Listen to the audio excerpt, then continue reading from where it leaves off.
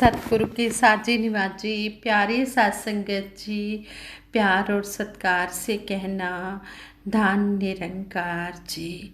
शुक्र दातिया तेरा, शुक्र दातिया, जिंदगी रही है गुजर दातिया। सतगुरु माता जी, आप जी का हम लख लख बार शुक्राना करते हैं। आप जी की कृपा से ही ये ज़िंदगी का सफ़र गुजर रहा है। सच्चे पातशाह इसी तरह अपनी मेहर भरी नज़र हर एक जीव के ऊपर रखना। दासी सतगुरु माता जी के आशीर्वाद से ये विचार रखने जा रही है। इन विचारों द्वारा हमें यही समझाया गया है कि भगवान भाव के भूखे होते हैं। भगवान को धन दौलत से कोई प्यार नहीं होता। भगवान धन दौलत के नहीं, भाव के भूखे होते हैं। ये तो दाता है, हम मांगते हैं, हम इससे मांग कर खाते हैं। ये तो दाता है, ये सारे सृष्टि को पाल रहा है, सारे संसार को पाल रहा है। चाहे कोई इसका नाम जप रहा है या नहीं जप रहा, ये सभी को खाने के लिए भी दे रहा है, पीने के लिए भी दे रहा है, पहनने के लिए भी दे रहा है, रहने के लिए भी दे रहा है। ये सच्चा पातशाह बड़ा ही दयालु है, बड़ा ही कृपालु है। सतगुरु के चरणों में जो आकर नतमस्तक हो जाता है वो सब कुछ पा जाता है। सतगुरु के चरणों में समर्पित भाव ही चलता है। कहते हैं कि जो समर्पण भाव लेकर आता है, सतगुरु उसको अपने चरणों में जगह दे देता है। सतगुरु तो धन दौलत का दाता है, ये हमें धन दौलत देता है। इसे धन दौलत की क्या ज़रूरत है? अगर ये धन दौलत का इसको भाव होता तो ये तो अमीरों की तिजोरी में ही बंद हो जाता है और गरीब लोग इसको पाने के लिए तरसते रहते। लेकिन ये सच्चा पातशाह सभी का है, ये सारे ही दुनिया के लिए आया है। सतगुरु आमदा दुनिया उत्ते सारे ही संसार ले, सतगुरु आमदा दुनिया उत्ते केवल परोपकार ले।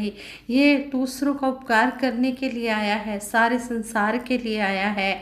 इसने कोई जाति नहीं बनाई, इसने एक ही जाति बनाई है इंसानियत की, कि इंसान बन के रहना आ जाए, इंसान बन के हमें एक दूसरे से प्यार करना आ जाए, प्यार से जीवन जीना आ जाए। यही आज सतगुरु हमें, आज भी यही सतगुरु सिखा रहे हैं। और युगों युगों से जितने भी गुरु पीर पैगंबर इस धरती पर आए हैं, सभी ने प्यार की ही शिक्षा दी है।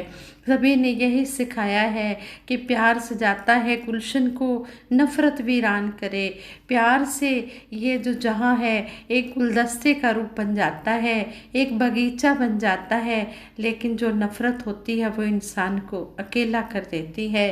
दासी आप जी के चरणों में ये स्टोरी शेयर करने जा रही है। आप जी ये प्रवान करना, ये समर्पण भाव पर ये स्टोरी है। कहते हैं एक बार महाराष्ट्र में अकाल पड़ा, अन्न की कमी से लोग भूख प्यास से मरने लगे। कहते हैं कि ब्राह्मण गांव के पटवारी उसी समय अकाल पीड़ितों की सेवा में तन मन धन से जुट गए। तन मन धन से सभी की सेवा करने लगे जो अकाल पीड़ित लोग थे। उन्होंने, पटवारी ने अपने घर और खेत के गोदामों में रखा सारा अनाज अकाल पीड़ितों को बांट डाला।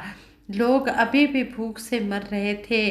पटवारी और उसकी पत्नी ने घर के सारे आभूषण और पशु तक बेचकर अकाल पीड़ितों के लिए बाहर से अनाज मंगवाकर बांट दिया। कहते हैं कि पटवारी ने देखा अभी भी मदद मांगने वाले अकाल पीड़ितों का तांता लगा हुआ है, भीड़ लगी हुई है।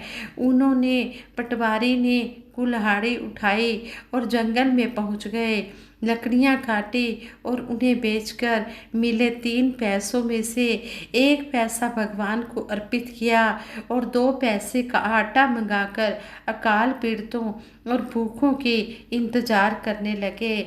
लोगों को यह पता चल गया था कि पटवारी अकाल पीड़ितों की सहायता से अपना सब कुछ खत्म कर चुके हैं।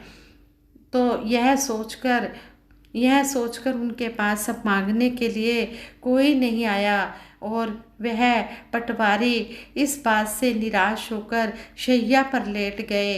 उन्हें अपनी थकान या शारीरिक पीड़ा का उतना ध्यान नहीं था जितना कि इस बात का दुख था कि वह अकाल पीड़ितों की मदद करने में पूरी तरह से समर्थ नहीं हो पा रहे हैं।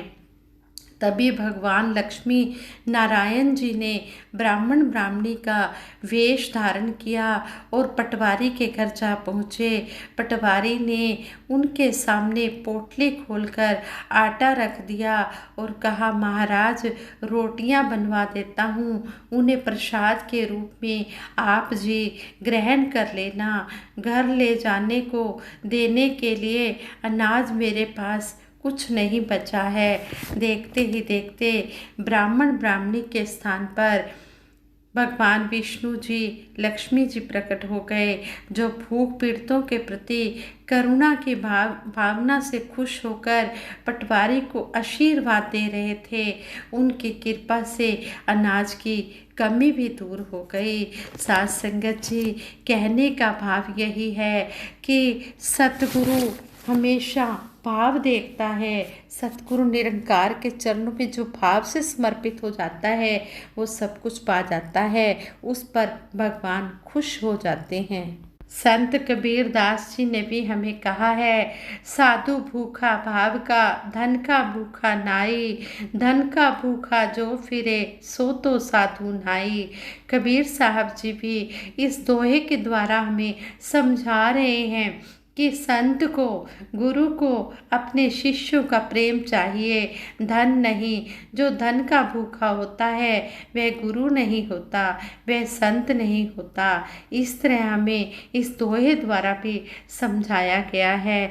और संपूर्ण हरदेव वाणी में भी सतगुरु बाबा हरदेव सिंह जी महाराज हमें समझा रहे हैं, श्रद्धा और समर्पण वाली लेकर मन में भावना, शिष्य सदा करता है गुरु के चरण कमल की वंदना। गुरु चरणों की वंदना से नित्य बरसता आनंद है, आनंद से जो आनंद मिलता होता परमानंद है। गुरु चरणों की वंदना से सुख मन में समाते हैं, बंद पड़े थे जो किस्मत के द्वार सभी खुल जाते हैं। धन्य धन्य हो जाता है गुरसिक, गुरु को शीश झुकाने से, तन पुलकित मन पुलकित होता गुरु की कृपा पाने से।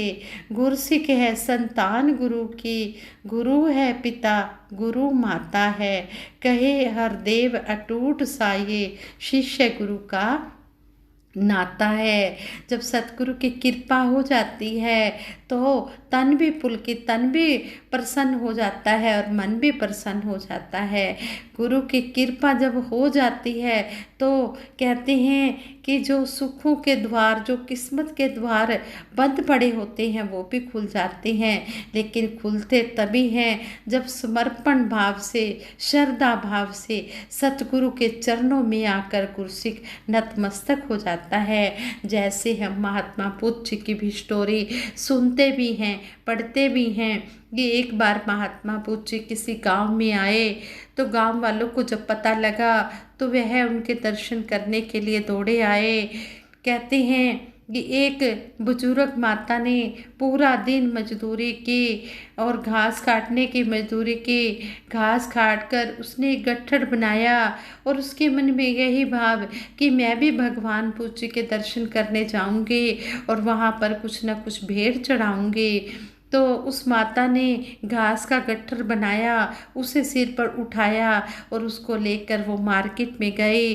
वहाँ पर उसने 50 पैसे का वह गट्ठर बेच दिया और पहुँच गई महात्मा बुद्ध जी के दर्शन करने के लिए उनके चरणों में।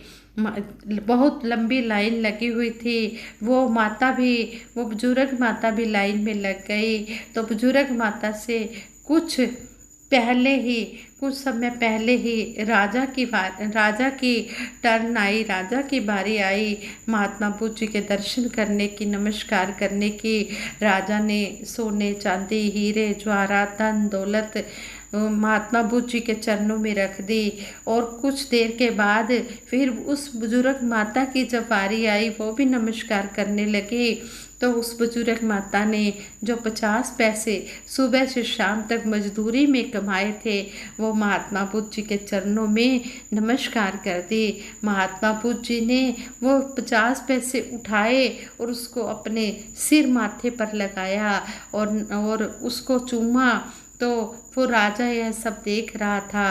राजा महात्मा बुद्ध जी से कहने लगा कि मैंने तो आपको सोने चांदी हीरे जवाहरात धन दौलत अर्पित की है, नमस्कार की है, आपने तो उसकी तरफ देखा भी नहीं। और ये बुजुर्ग माता ने सिर्फ 50 पैसे आप जी के चरणों में अर्पित किए हैं और आपने किस तरह सिर माथे पे लगाया है, इसको चूमा है। तो महात्मा बुद्ध जी कहने लगे, राजा तेरे पास तो और भी बहुत धन दौलत के अंबार लगे हुए हैं, लेकिन इस बुजुर्ग माता के पास तो कुछ भी नहीं है। इसने तो जो सुबह से शाम तक ये तन से अपनी मेहनत करके, ये मजदूरी करके जो पैसे कमाए हैं 50 पैसे, इसने वही यहाँ पर सब कुछ अर्पित कर दिया, अपने पास कुछ भी नहीं रखा, इसने सब कुछ समर्पण कर दिया। साध संगत जी, कहने का भाव यही है, जब सतगुरु के चरणों में आकर नतमस्तक हो जाता है इंसान, तो सतगुरु सिर्फ भाव का ही भूखा होता है। जो सच्ची श्रद्धा और भावना लेकर सतगुरु के चरणों में आता है, उसको सतगुरु अपने गले से लगाता है।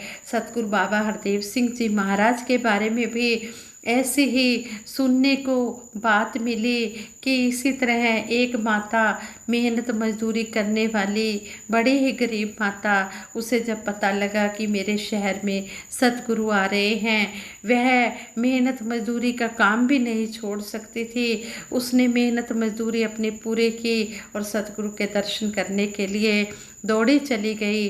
जो भी उसने कमाया वो सतगुरु के चरणों में अर्पित कर दिया।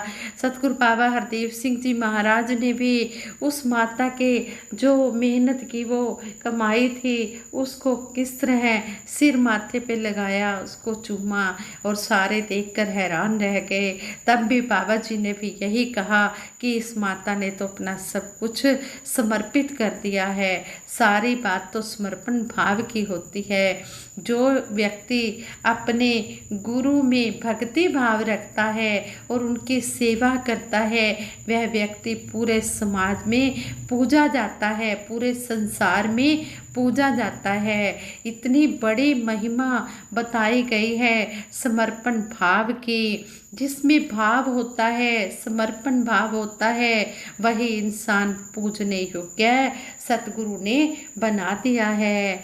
इसलिए सच्चे पातशाह के चरणों में यही अरदास करते हैं, ये सच्चे पातशाह जिस तरह भी आप जी हमसे चाहते हैं सेवा लेनी, उसी तरह हम आप जी के चरणों में समर्पित भाव से सेवा करते रहें। कहते हैं भगत समर्पण वाला ही तो अपनी प्रीत निभाता है। जो समर्पण वाला भगत होता है वही सतगुरु के चरणों में अपनी प्रीत निभा जाता है। आओ हम भी दातार से यही अरदास करें कि सच्चे पातशाह जिस तरह आप जी ने जोड़ा है, इसी तरह हमें जोड़ के रखना। दुनिया तो एक सफ़र है, बंदे तेरा कहाँ ठिकाना है, कहे हरदेव कहाँ से आया, कहाँ पे तुझको जाना है। वक़्त के सतगुरु माता सुदीक्षा जी महाराज हमें यही ज्ञान देने के लिए आए हैं कि है इंसान, तू कहाँ से आया है और कहाँ पर तूने जाना है। दुनिया तो ये एक सराय है, इसलिए यहाँ पर हम रहते हुए सेवा सिमरन सत्संग भी करते चले जाएं, जो हमारा असली काम है। सतगुरु के चरणों में समर्पित भाव से, समर्पण भाव से नतमस्तक होकर यही आशीर्वाद मांगे कि हे दातार सच्चे पातशाह, जिस तरह आप जी ने हमें ये ब्रह्म ज्ञान दिया है, सेवा सिमरन सत्संग की विधि बताई है, इसी तरह इस पर चलने की शक्ति भी आपने देनी है। इतनी शक्ति हमें देना दाता, मन का विश्वास कमज़ोर होना, हम चले नेक रास्ते पर, हमसे भूल कर भी कोई भूल हो ना। हे दातार सच्चे पातशाह, इतनी शक्ति देना कि हम नेकियां ही करते चले जाएं, भलाई के रास्ते पर ही चलते चले जाएं। जो रास्ता आप जी ने दिखाया है इस रास्ते पर चलते चले जाएं और सेवा सिमरन सत्संग निरक्षित निष्काम भाव से करते चले जाएं। हाँ संगत जी, विचार करते हुए दासी से बहुत सी गलतियां भी हुई होंगी, उन गलतियों के लिए दासी को क्षमा करना और सबके सुखों की कामना के लिए दासी सिमरन करवाएगी। दातार सच्चे पातशाह, जो जो भी जिसको चाहिए आप जी अंतर्यामी हो, घट घट वासी हो, जो जो भी जिसके लिए सुखदाई है सो सो आप जी देते चले जाना। अमलों के नाल होणगे नबेड़े, जात तेरी किसे पूछनी नहीं। अमल करने से ही बात बनेगी, बातें करने से बात बनने वाली नहीं है। बोल तो जितने मर्जी सुबह से शाम तक बोलते रहो, बोलों की कीमत तभी है जब उनको कर्म रूप में ढाल लिया जाएगा। आओ सब मिलकर दातार के चरणों में सिमरन रूप में अरदास करें, आशीर्वाद लें। तू ही निरंकार, मैं तेरी शरण हाँ, मैनू बख्श लो। तू ही निरंकार, मैं तेरी शरण हाँ, मैनू बख्श लो। तू ही निरंकार, मैं तेरी शरण हाँ, मैनू बख्श लो। तू ही निरंकार, मैं तेरी शरण हाँ, मैनू बख्श लो। बोलिए सतगुरु माता सुदीक्षा सविंदर हरदेव जी महाराज की जय। निरंकारी राजमाता गुरुवचन अवतार की जय। साध संगत जी प्रेम से कहना, धन निरंकार जी।